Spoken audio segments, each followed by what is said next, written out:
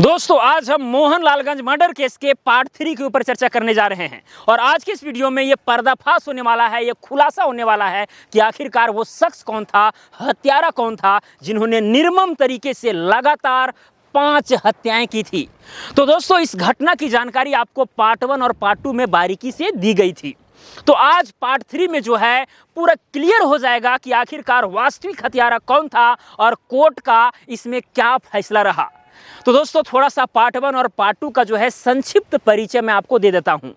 25 अप्रैल 2009 की सुबह 6 बजे का वक्त, जगह उत्तर प्रदेश के मोहनलालगंज तहसील का गौरा गांव, मिट्टी के घर में खाना पका रही 30-35 साल की संतोषी नाम की महिला अपने पति से बोली, घर में ना नमक है ना तेल है, जब तक 20 बार ना कहो तुम सुनते ही नहीं। सुबह हुई नहीं कि ये कलह मचाने लगी। ये कहते हुए संतोषी का पति गुस्से से घर से निकल गया। 10 मिनट बाद 40 साल का एक आदमी संतोषी के घर में घुसा। साथ में एक महिला भी थी जिसके हाथ में कुल्हाड़ी थी। उस आदमी ने कुल्हाड़ी उठाई, संतोषी के सिर पर जोर से मारा। तड़प तड़प कर संतोषी ने दम तोड़ दिया। उस आदमी ने 6 साल के रामरूप, 3 साल की सुमिरन और 1.5 साल के एक मासूम का भी जो है कुल्हाड़ी से काट डाला। वो आदमी महिला के साथ जो है बाहर निकलने ही वाला था कि पड़ोस में रहने वाली माधुरी वहां आ गई। उस आदमी ने माधुरी को भी जो है कुल्हाड़ी से काट डाला। पुलिस को सूचना मिलते ही उसी दिन एसएचओ अशोक कुमार अपनी टीम लेकर गौरा गांव पहुंचे। मिट्टी के घर के बाहर माधुरी की लाश पड़ी थी। अंदर एक महिला और 3 बच्चे की लाश थी। एसएचओ अशोक कुमार ने पूछा, ये सब किसने किया? माधुरी का पति कोलई बोला, साहब सरवन ने। कौन सरवन? साहब सरवन जो संतोषी का पति है। उसका अपनी भाभी सुमन के साथ जो है गलत संबंध है। सुमन के कहने पर ही उसने अपने परिवार और मेरी पत्नी को मारा है। एसएचओ अशोक कुमार ने सुमन से पूछा, क्यों रे, ये जो कह रहा है सच है? साहब जब मैं ब्याह कर जो है आई तब वह जो है छोटा था, साथ रहता था, इसीलिए गांव वाले कहने लगे कि उसने मुझे रखैल बनाकर रखा है। कोलई झूठ बोलेगा ही। उसके बेटे नन्हा ने सरवन की बीवी को फंसा रखा था। सुमन की बातें सुनते ही एसएचओ का दिमाग फिर ठनका। उन्होंने जैसे ही नन्हा की तरफ देखा तो वो बोलने लगा, ये झूठ बोल रही है साहब, मेरे बीवी बच्चे हैं, मेरा उसके साथ कोई गलत रिश्ता नहीं है। सरवन एक खेत में छुपा था। पुलिस पकड़कर उसे थाने ले गई। सरवन को देखते ही एसएचओ ने 2 थप्पड़ जड़ दिए। गुस्से से बोले, तुमने ये सब किया है? वो सरवन बोला, नहीं साहब मैंने नहीं किया है, नन्हा ने किया है। एसएचओ की भौहें तन गई। बोले, तुम फरार क्यों थे? मैं डर गया था साहब, इसीलिए भाग गया। सरवन ने कहा। एसएचओ अशोक कुमार के लिए यह केस एक पहेली बन चुका था, एक पजल बन चुका था। कत्ल किसने किया, सरवन, सुमन या नन्हा ने? मोहनलालगंज मर्डर केस के पार्ट 1 और पार्ट 2 में इतनी कहानी तो आप जान ही चुके हैं। आज पार्ट 3 में आप आगे की कहानी जानेंगे। नन्हा, सुमन और सरवन जो है रात भर मोहनलालगंज थाने में बंद रहे। पुलिस ने रात में ही पोस्टमार्टम के बाद सभी 5 लाशों का अंतिम संस्कार भी जो है करवा दिया। अगली सुबह थाने पहुंचते ही एसएचओ अशोक कुमार ने कांस्टेबल हरिलाल को बुलाया और बोले, नन्हा जिस रिश्तेदार के घर गया था उसे थाने ले आओ। उसी दिन कांस्टेबल हरिलाल नन्हा के रिश्तेदार को पकड़कर थाने ले आए। एसएचओ अशोक कुमार ने कड़क आवाज में पूछा, नन्हा तेरे यहाँ कब गया था? नन्हा का रिश्तेदार बोला, सुबह सुबह आया था साहब। वापस कब घर गया था? मेरे घर में शादी थी, ये नन्हा मंडप डाल रहा था। सुबह के 7 बजे इसकी बहन गीता भागती हुई आई और बताया कि सरवन ने सबको मार दिया है। ये सुनते ही नन्हा काम छोड़कर चला गया। इतना सुनते ही एसएचओ का शक सरवन पर और गहरा हो गया। उन्होंने कांस्टेबल हरिलाल से कहा, सरवन को मेरे पास लाओ। सरवन के आते ही एसएचओ ने उस पर डंडे बरसाने शुरू कर दिए। शुरुआत में तो कहता रहा कि मैंने नहीं मारा, लेकिन कुछ ही देर बाद वो टूट गया। गिड़गिड़ाते हुए बोला, साहब छोड़ दो, मैं सब सच सच बताता हूँ, मैंने ही सबको मारा था। एसएचओ ने फिर पूछा, कैसे मारा था? सबको कुल्हाड़ी से काट दिया था साहब। सुमन भी तेरे साथ थी? हाँ साहब, सुमन ने ही कुल्हाड़ी दी थी। एसएचओ ने सुमन की तरफ कुर्सी घुमाई और गुस्से से पूछा, सरवन को तूने ही कुल्हाड़ी दी थी ना? सुमन नजरें घुराते हुए बोली, नहीं साहब, मैं तो अपने घर पर थी। ये झूठ बोल रहा है।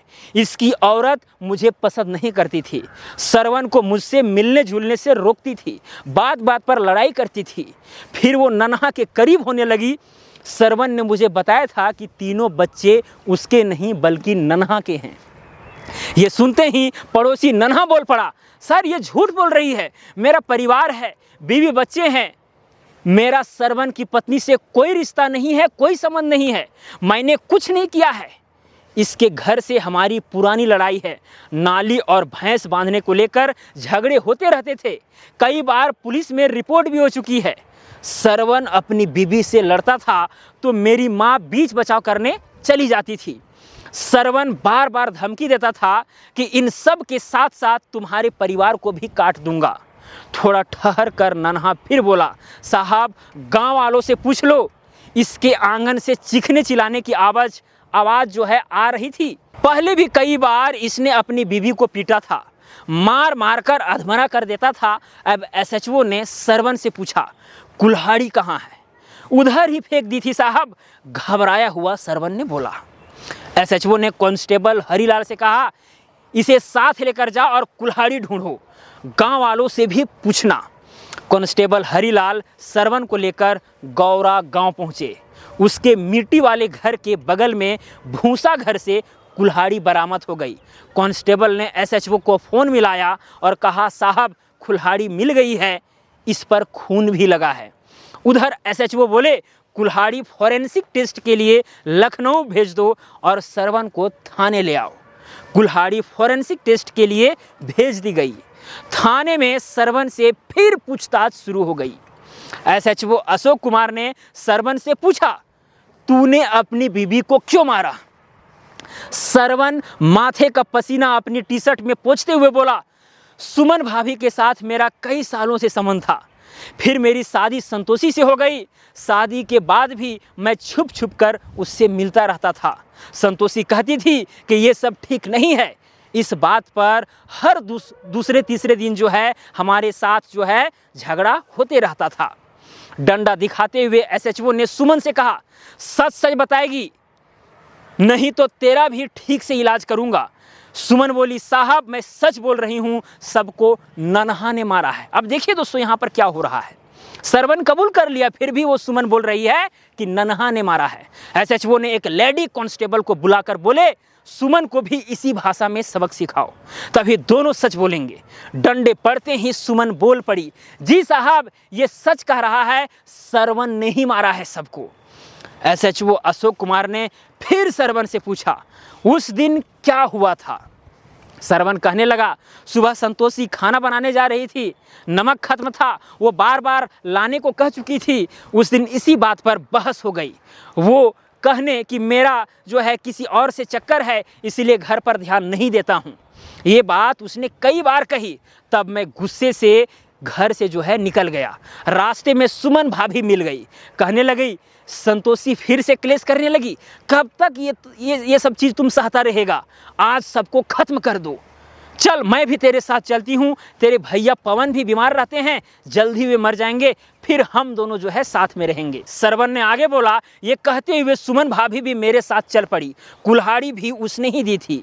फिर मैंने बारी बारी से बीबी संतोषी और तीनों बच्चों को मार दिया। पड़ोसी कोलई की पत्नी माधुरी को क्यों मारा? एसएचओ ने फिर सवाल किया। सरवन ने फिर बोलना शुरू किया, कोलई मेरे घर के सामने रहता है, वो दूर के रिश्ते में चाचा लगता है और माधुरी चाची। मेरे और संतोषी के बीच जब भी झगड़ा होता तो माधुरी बीच बचाव करने के लिए आ जाती। उस दिन भी यही हुआ था। चाची संतोषी को बचाने लगी, इसलिए उसे भी मार दिया। थोड़ी देर बाद उसका बेटा राजेंद्र भी आ गया। मैंने उस पर भी कुल्हाड़ी चला दी, लेकिन वो मरा नहीं। 12 साल का राजेंद्र लखनऊ के बलरामपुर हॉस्पिटल में भर्ती ही था। एसएचओ फौरन बलरामपुर हॉस्पिटल पहुंचे और राजेंद्र से पूछा क्या हुआ था उस दिन। राजेंद्र बोला, माँ की चीख सुनकर मैं वहां पहुंचा तो देखा कि श्रवण कुल्हाड़ी लिए खड़ा है। मुझे देखते ही उसने मेरे सिर पर भी कुल्हाड़ी मार दी। उसके बाद क्या हुआ मुझे कुछ याद नहीं। घटना के 10 दिन बाद 4 मई 2009 की दोपहर राजेंद्र ने अस्पताल में ही दम तोड़ दिया। अर्थात श्रवण में कुल मिलाकर 6 हत्या की। श्रवण और सुमन ने अपना जुर्म कबूल कर लिया था। फॉरेंसिक जांच में कुल्हाड़ी पर लगा खून श्रवण के कपड़ों पर लगे खून के छींटों से मैच कर गया। श्रवण और सुमन के खिलाफ आईपीसी की धारा 302 यानी हत्या और 201 यानी सबूत मिटाने के तहत मुकदमा दर्ज किया गया। 1 जून 2009 को पुलिस ने लखनऊ सेशन कोर्ट में चार्जशीट भी दाखिल कर दी। पड़ोसी कोलई की तरफ से एडवोकेट अशोक कुमार वर्मा ने केस लड़ना शुरू किया। एडवोकेट वर्मा ने कोर्ट में दलील दी श्रवण का अपनी भाभी के साथ नाजायज संबंध था। हवस के लिए इसने अपने ही परिवार को खत्म कर दिया। इसने पड़ोस में रहने वाले मेरे मुवक्किल की पत्नी और बच्चे को भी बेरहमी से मार डाला। जितनी बर्बरता के साथ इन दोनों ने 6 लोगों की हत्या की है, कुल्हाड़ी से सिर काटा है, ये काम कोई शैतान ही कर सकता है।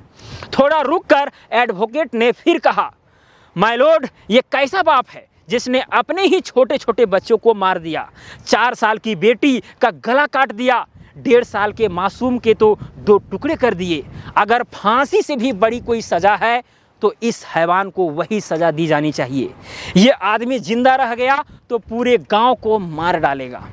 बचाव पक्ष के वकील बोले जो श्रवण की तरफ से, पुलिस की थ्योरी तथ्यहीन है, सच्चाई तो कुछ और है। श्रवण और कोलई के परिवारों के बीच बरसों से 1 बीघा जमीन को लेकर दुश्मनी है।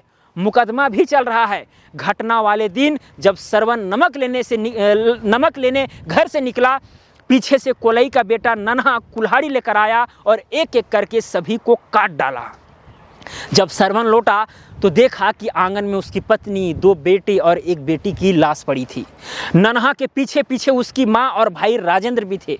गुस्से में श्रवण ने नन्हा के हाथ से कुल्हाड़ी छीन ली और कोलई की पत्नी और उसके बेटे पर चला दी।